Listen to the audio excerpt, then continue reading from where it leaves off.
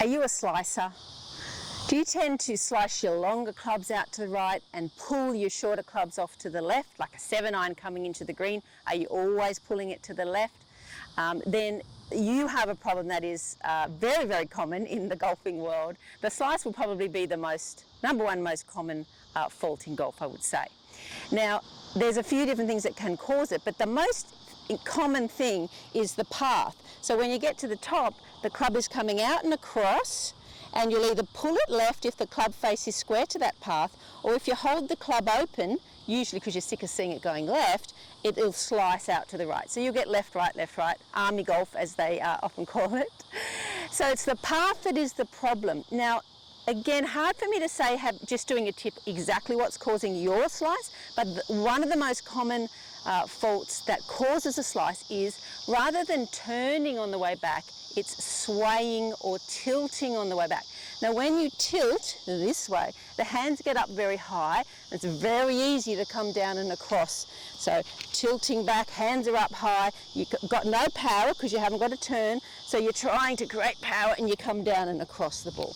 So if we can get you turning back, get you into a better position back here rather than up here, then the club has much more chance of coming down on the line that you want and getting you that nice square straight through to the target impact position.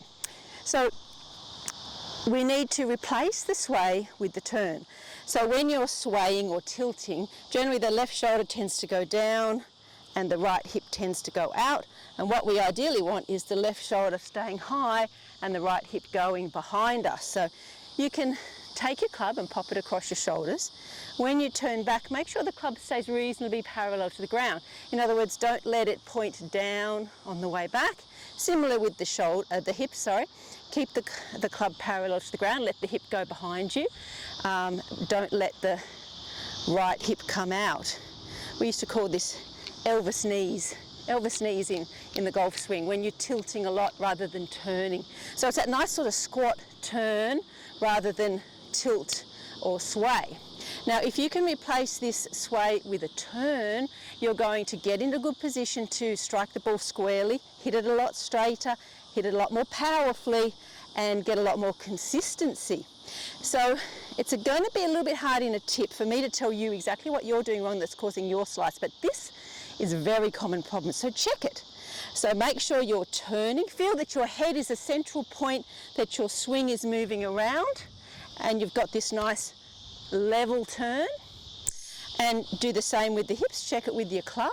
It's going to feel a little bit different. You're going to feel the hip going behind you, the left shoulder or the leading shoulder staying high.